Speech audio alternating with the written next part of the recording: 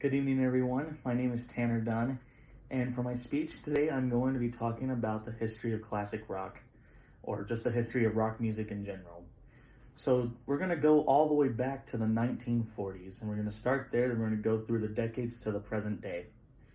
So, back to the 1940s, there was a genre that was started by some black men called Delta Blues. It started in Mississippi and Louisiana, and that kind of music was known at the time because that was a very, like, racism was still alive and well during that time. That was known as black people music.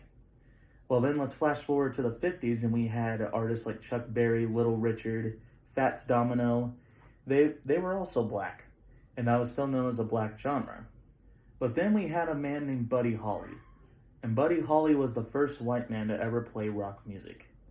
Buddy Holly was really big because he is what made rock a genre to where everyone, regardless of race or ethnicity, he made it to where everyone can enjoy it without being judged.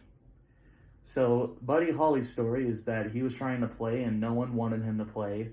And finally this promoter put him in a place where it was just nothing but a black audience because it was the civil rights movement was just starting.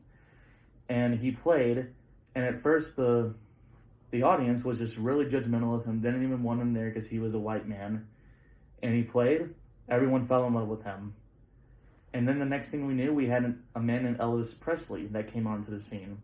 And we all know Elvis. He sang Jailhouse Rock, Hound Dog, Heartbreak Hotel, so many other great hits. Well, then we can flash forward to the 1960s. That's when rock really started to make more of an impact on pop culture. In the early 60s, we had a band known as the Beatles break out. And we know the Beatles are just legendary. They've made a monumental impact on the music industry. They have hits like "Hey Jude," "I Want to Hold Your Hand," "All My Lovin'," so many other great hits. We also had another band from Europe called the Rolling Stones. They were great too, and they were more focused on the blues aspect.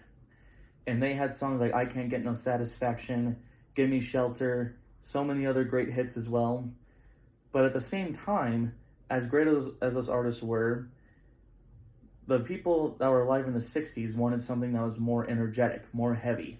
Because at the same time, you had artists like Jimi Hendrix, who was a blues-based guitarist, and you had what's called folk rock, with like Simon and Garfunkel, the Mamas and the Papas, and Joan Baez. They wanted something more heavy. Well, 1969, Led Zeppelin, another band from Europe, debuted their incredible first album. And Led Zeppelin, as we know, is another legendary band. And they are what made rock into a very energetic genre. And it was very loud and very in your face for the time. Well, that paved way for the 1970s.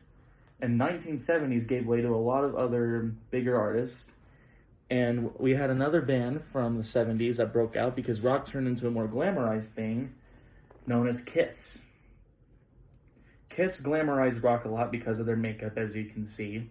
And their shows had a lot of fireworks, and they were just huge deals at the time. And they were another big band that cranked up the energy of rock music. Then he had others who wanted to stick to the basic format, like Chuck Berry. There was Ted Nugent that came onto the scene during that time. And he was heavily influenced by Chuck Berry, Elvis Presley, and all those guys.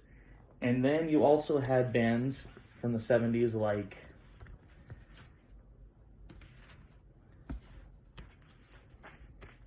you had Aerosmith.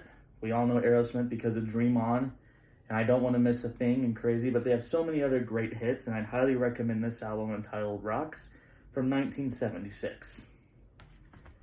Then you also had a band come onto the scene by the titled AC/DC.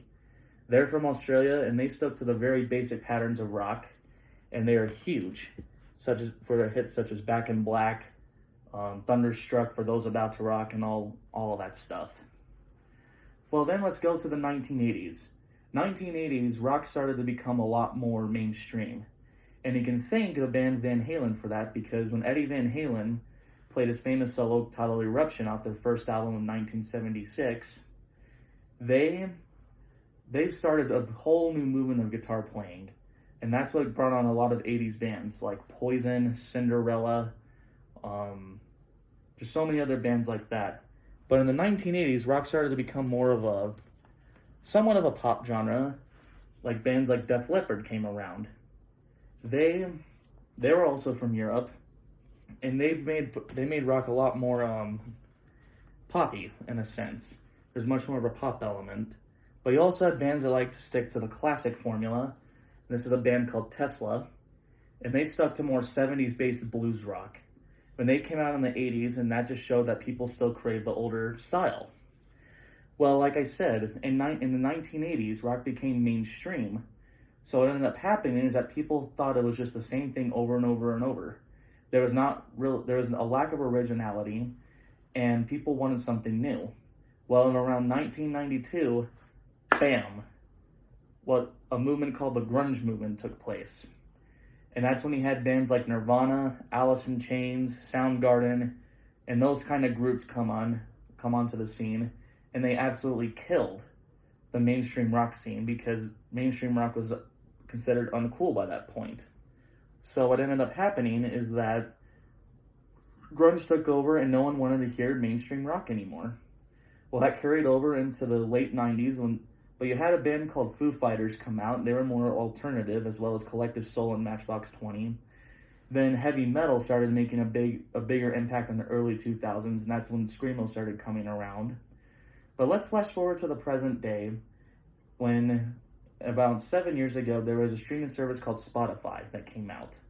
And Spotify put a lot of other bands back on the map that had been forgotten, because they got little to no radio airplay over the past 20 to 25 years. Well, suddenly, thanks to Spotify, a lot of these bands started to get demands for concerts again. And there was also a crave for classic rock-sounding bands again. So as a result, you have bands like Tyler Bryant and the Shakedown, who have only been around for about 6 years now. You have bands like Greta Van Fleet, which are heavily influenced by Led Zeppelin, bands called Airborne that are heavily influenced by AC/DC, and just many other bands that are coming out right now that are heavily influenced by old classic rock. So that is the history of rock music for you, and I hope that I was able to share some knowledge and maybe open your eyes to some new bands that are really great from that genre. Thanks.